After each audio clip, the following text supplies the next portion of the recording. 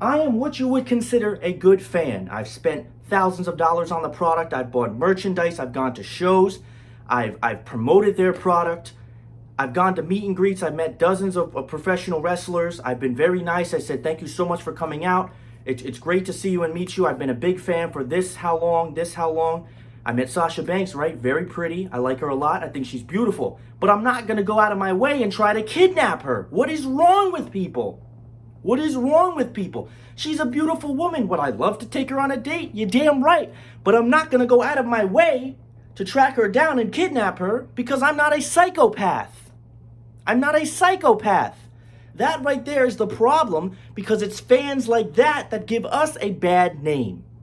Ladies and gentlemen, any topic we're going to talk about first, you're damn right it's the Sonya Deville one. Because this right here is some very, very sick and disturbing things.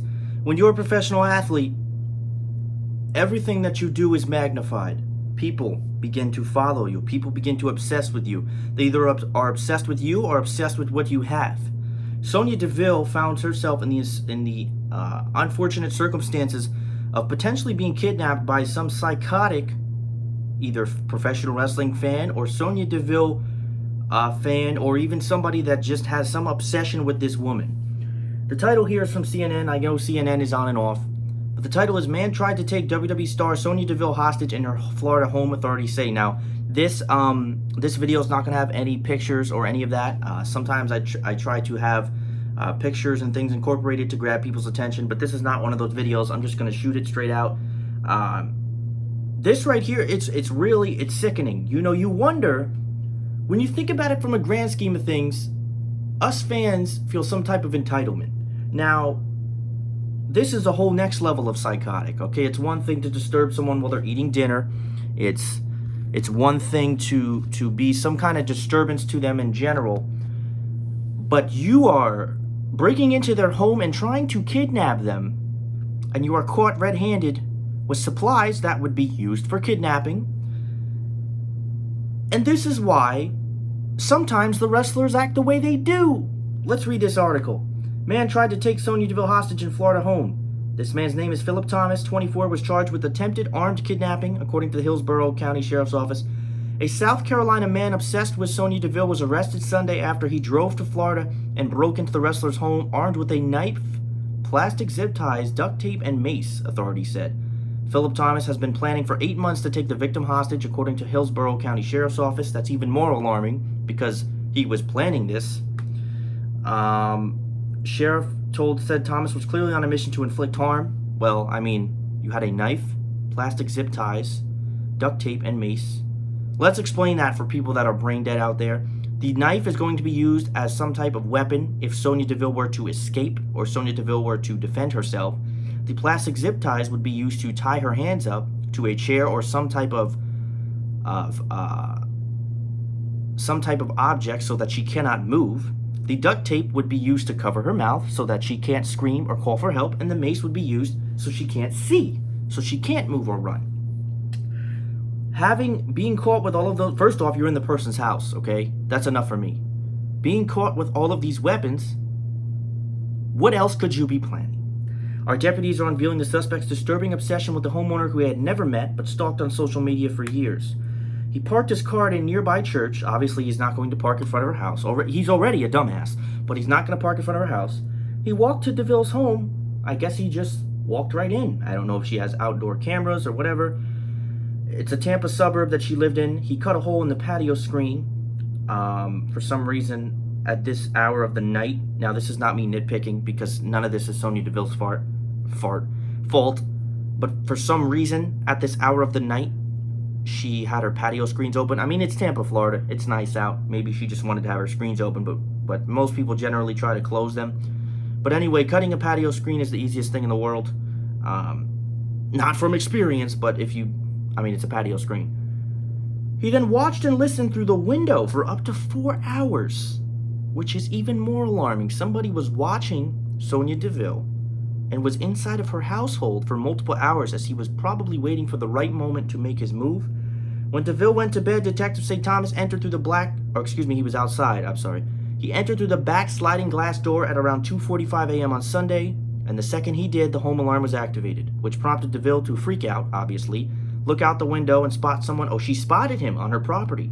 DeVille and a guest, whoever it was that was at her household, quickly left the home and called 911. It said when sheriffs arrived, they said they found Thomas inside the home with the knife, plastic zip ties, and duct tape and mace. Sheriff said that after Thomas was arrested, he told them he had intended to take the homeowner hostage. He's charged with aggravated stalking, armed burglary, attempted armed kidnapping, and criminal mischief. According to the police department, he remains in jail with no bond. According to the arrest details, an attorney was not listed for Thomas. I always wonder, how could you have an attorney? Like, what can an attorney, like, there's no defense? You have no defense. What are you doing inside her house? It's frightening to think of all the ways this incident could have played out had the home alarm not gone off and alerted, that is really scary. Alerted the homeowner of an intruder. Chronister said DeVille looked to Twitter under account Daddy DeVille to express gratitude to the sheriff's office. Thank you everyone for your loving concern. A very frightening experience, but thankful everyone is safe. A thank you to the Hillsbury County Sheriff's Office for their response and assistance. Everything happens. Oh, one more thing here. DeVille describes herself as the first openly gay female in WWE, dubbing herself the Pride Fighter. She also stars in the E! Entertainment series Total Divas, which nobody watches. This is one of those things where regardless of who it is, it's not okay. Somebody like this deserves to be behind bars. And it's going to make Sonya Deville think about a lot of things. But one thing that she's very grateful for that morning is that she had her home alarm on, which she should have had. Again, Sonya Deville may not be someone that is of the status of Jay-Z or The Rock to where they have to have legit bodyguards. But if you follow wrestling, you know who Sonya Deville is. And it's very weird, this guy's obsession. Maybe it was he had an obsession with her long before wrestling. But somebody like this is sick in many, many ways. Because they weren't just breaking in and stealing things, which wouldn't be okay. But what really baffles my mind is that however long the police took to respond, why, can someone explain to me this, why did Miss DeVille, why did this jackass remain inside the house while the alarm was going off? Because the cops came, and whether they were there in 2 to 3 minutes, the cops came and saw him in there. So the first thing that anybody that would be doing this is not experience, but the first thing that anybody that would be doing this would do is say, the alarm went off, I need to get the fuck out of here. Excuse my language. And instead of doing that, he stood, and the police caught him red-handed not only in her house, but with the supplies that he brought, which were clearly used for kidnapping. I don't even think he was planning to kidnap her. I honest to God think he was planning to tie her down and do some very despicable acts. That's what I think. Someone like this needs to be behind jail, plastered all over, and people need to know the kind of person that this person is, because things like this are just not okay. No matter who they happen to, whether you like the wrestler or you don't, or the wrestler said something on social media, something like this is not okay, and it's the boundary between what's right and what's wrong. Hopefully Sonya Deville will continue to stay safe, and she will continue to guard her home a little bit better. Again, that's not me saying anything bad. It's just, the patio screen opened. But again, she shouldn't have to worry about something like that. But she also is somebody that is famous, so, you never know. It's very, very alarming. It can happen to anybody, but when you're famous, you're just that much more of a target. So, thank God that DeVille's okay, and the alarm went off when it did. I think what would have really helped is if she had a pit bull. Again, I'm not here to sit and say this is what DeVille should have did or shouldn't have done. She got out of the situation, she's safe, she's okay, and that's all that matters. And that's all there is for that topic. But hopefully this person does not get out free, because if he does, first thing she would do is issue a restraining order. And yeah, it's just really weird, people like this. Let's talk about something else of positive news. Well, it's positive news if that's the way that you see it. It's the WWE Thunderdome. It's just another name to grasp people's attention who are not interested. WWE Thunderdome to offer unprecedented viewing experience as TV and pay-per-views now emanate from Amway Center. WWE is upping the ante for its broadcast and moving its shows out of the Performance Center. The first thing that I want to make note of here is that WWE, I thought it was just for SummerSlam. From this point forward, will be taking place from the Amway Center. Obviously, the Amway Center is home to the Orlando Magic. The Orlando Magic are playing in the NBA bubble. They are not playing at their home arena. And with arenas and all those other shows canceled, WWE is very lucky to have this privilege. So for me, what them being at the Amway Center does is that it gives it a better presentation on TV. It's a better visual look. I don't think it's going to make the shows better. It could make the visual experience much better, and it might give a little bit more of excitement to the wrestlers that are performing. But in all honesty, it doesn't do that much.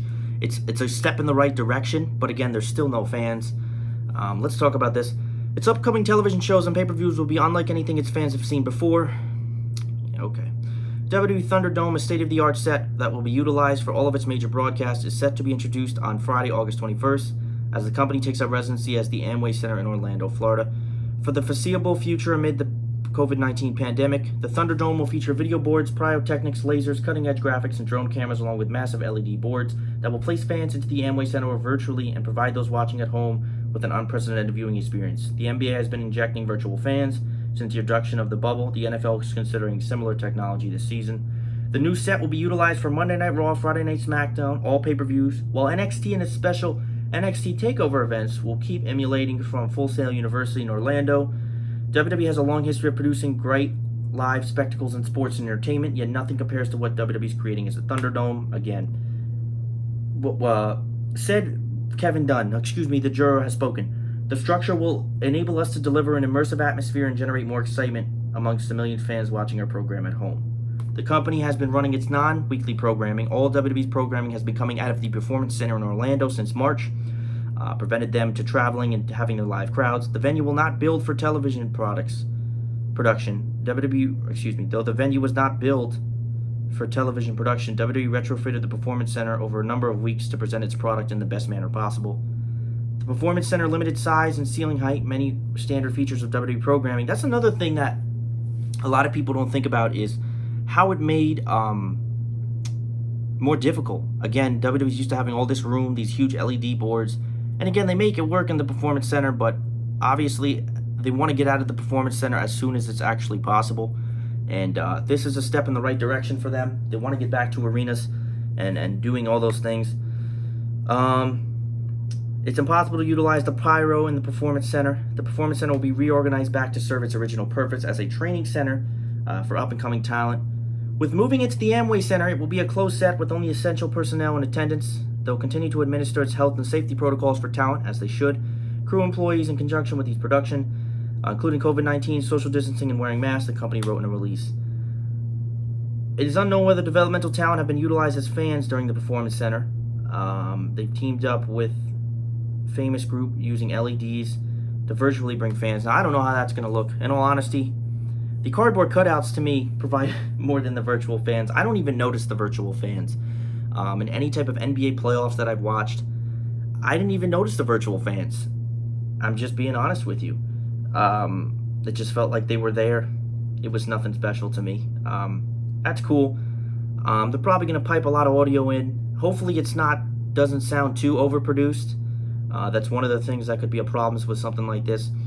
They're bringing fans back. I don't know how that's going to work. Beginning Monday night, fans can register for a virtual seat. I'll check it out. I'm not spending $300 to be a virtual person that nobody's going to see. In all honesty, folks, this is good. This is good. In honesty, if the Amway Center is okay with it, WWE's getting out of the Performance Center, which is good for them. The arena look will definitely be cool, but I don't want any of this to blind you from the fact of the television is still not good. Yes, there's good storylines going into SummerSlam, but I feel like in a way WWE's trying to promote it as something that you have to see and watch, and it's going to change the aspect. We've been told so many things over the years with WWE Creative are going to change. Nothing is going to change. The presentation of this will probably be very cool. I'm sure SummerSlam will be overproduced like a mother. But it's cool, give it a shot, see what happens. But I'm still looking at the actual product itself the way that I do, because I don't think that it's going to change. And it's not going to change. It's a better viewing experience. Pyrotechnics definitely add to it. And it's definitely going to enhance the viewing experience, but it's not going to make anything that you're watching be better, if you know what I mean by that. But good for WWE. Again, they're following all their social distance protocols. The Amway Center doesn't have events. So there's really no reason why they can't have this here. Orlando agreed, and that's good. That's good. I'm sure the wrestlers will like it a little bit. Just the feel of an arena, virtual fans, which will probably be cool. I don't know if you'll actually be able to see those virtual fans while wrestling. That would actually be pretty cool. I'm pretty sure that I don't know exactly how that works. They're calling it the Thunderdome. Now, I think that for Raw and SmackDown, they're going to present it as normal, but they're going to try to go all out for their pay-per-views. There's no knowing how long they're going to be under this Thunderdome experience. My guess, in all honesty, is probably the rest of the year. But I'm sure they won't mind being in Orlando come the cold weather. And then last but not least, we talk about Drew McIntyre. Drew McIntyre talks WrestleMania. Let me just get a quick drink here.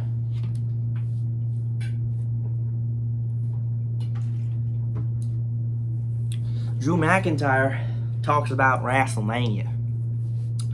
He talks about his WrestleMania dream match with The Rock. Yeah, get in line, Drew McIntyre. There's 800 others that want that same match. He's preparing to face Randy Orton at SummerSlam in just 9 days. This is from comicbook.com. However, Orton is the only legend that McIntyre has been talking about in recent weeks. During an interview, McIntyre talks about some legends he would book himself into a championship feud with if he can jump back in time, yada yada yada. I'm trying to get to where the center of this article is. I'm not going to actually peruse through this whole thing, but just to get a... The Rock is the best, one of the nicest guys in the world, deserves all the success, absolutely. The Rock recently posted an image of Dolph Ziggler with the title and said, backed him up. I thought what The Rock would do in this situation. What did he say? I thought, screw it, I'm the champion. I don't back down to anyone, even The Rock. My phone exploded. I'd love to face The Rock anywhere, but if there was one place on earth, it would be a WrestleMania at Ibrox. That would be great for personal reasons. It would probably have to be in Hampton. We need somewhere massive. If he chose to come back for a match at the biggest box office attraction in the world, come on, Rock, give me that match. Well, this is actually not what I was saying. McIntyre was actually... this actually was supposed to be an article about what Drew McIntyre felt about... what Drew McIntyre actually felt about his SummerSlam or his WrestleMania match without fans. But in all honesty, I guess we'll just run an audible. In all honesty, it would be good. Let's see it, you know what I mean? But I think WWE has more plans with The Rock, so it could be quite a while where we see that. The Rock is only coming back for something that's very big. At this point in his career, he's so busy with his acting. The Rock and Roman Reigns should be the next match. That's what's planned for what I believe is WrestleMania 37. And you know what? The Rock in the ring with anybody is good. But Drew McIntyre and The Rock, I think, would be really cool. Because Drew McIntyre has had a lot of good matches since he's won the championship. But obviously, the idea is that Roman Reigns is going to beat The Rock at next year's WrestleMania. That's a long-term rumor. If that actually happens, awesome. But again, we don't know. We just know that I think that would happen. And I only see The Rock coming back. Now, what someone mentioned is that The Rock could come back, win the title, and then drop it to Roman at Mania. Yeah, that could happen, but here's something before I hop out of here. Drew McIntyre, assuming that all hope is lost, Randy Orton wins the title at SummerSlam. Randy Orton could then drop the title months later to The Rock, and then The Rock could drop the title to Roman Reigns if they were doing long-term booking like that. But of course, nothing will happen that way. Maybe, or I could sit here all day and book fantasy. What if Randy Orton won the title, he was on a dominant reign, continued to be disrespectful, and The Rock came back, tried to put Randy Orton in his place and won the title. And then The Rock had the title, Roman Reigns was back at this point, and then Roman Reigns won the title. A lot of what ifs, not enough answers. I appreciate everybody watching. As always, continue to stay safe.